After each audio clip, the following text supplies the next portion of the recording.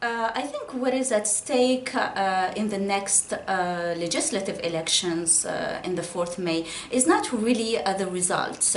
We are all almost sure who is going to be the winner, but the participation rate is at stake. Are Algerians going to vote in that atmosphere of economic and political fatigue, if I may say? So I think the winner is going to be the FLN, the latest legislative that took place in 2012, right after the waves of uprisings that shook the MENA region.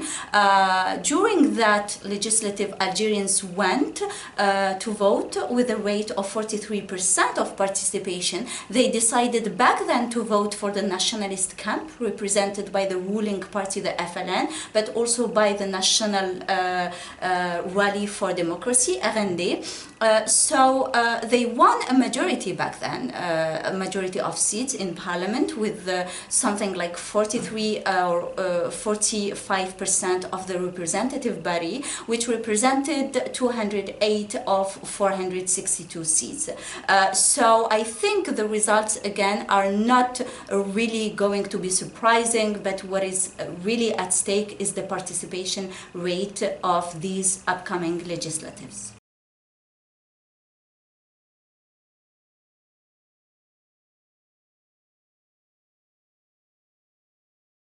Regarding the Islamists, if they did not win in 2012 at the hottest moment, if I may say, where Islamists were winning in Morocco, Tunisia and Egypt, it will be very hard for them to win now. Back then they did not convince Algerians, and I am not sure Algerians will be convinced by them this time neither. So one has to keep in mind regarding the Islamists that they have not rallied around a successful candidate for the presidential election in over 10 years, and for the last legislative they had the worst results for them since the dawn of the Algerian multi-party system. The decline of Islamist parties in Algeria is a fact. In 2012, during the legislative election, for example, they won only 48 seats off of 462, while in local election later that year they only secured 10 out of 1,541 municipalities.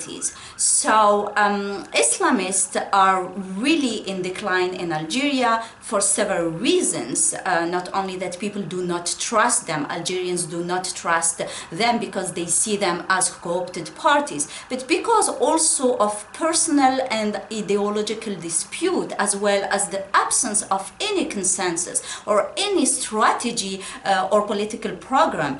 So this not only discredited the Islamist parties in Algeria, but they have been best illustrated by their crumbling electorate. Today, there is almost no more Islamist electorate in Algeria.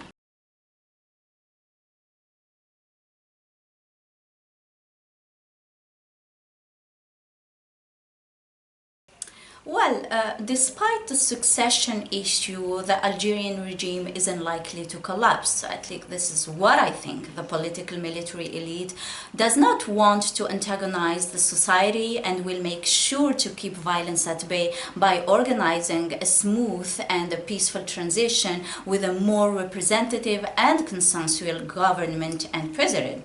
Rather, what might constitute a bigger risk is not the succession of Bouteflika.